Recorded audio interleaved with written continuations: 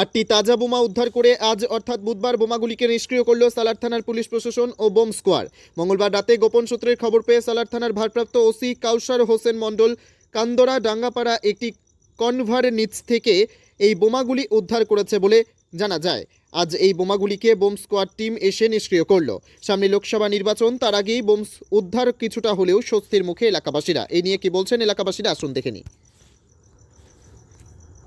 জঙ্গিপুর থেকে তরিকুল শেখের report, Jangipur TV.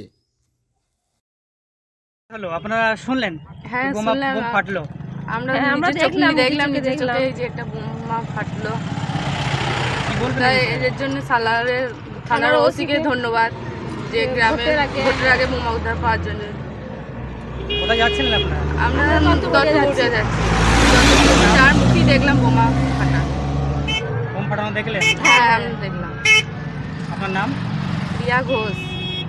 সালার থানার পুলিশ এখানে মালিহাটি কান্দ্রা ডাঙ্গাপাড়া থেকে মানে বম উদ্ধার হয়েছিল, সেটা আজ নিষ্ক্রিয় করা হলো রাস্তার মধ্যে। তো ভোটের আগে এরকম কিছু একটা হওয়া, এটা খুবই মানে একটা ভয় সৃষ্টি করার ব্যাপার।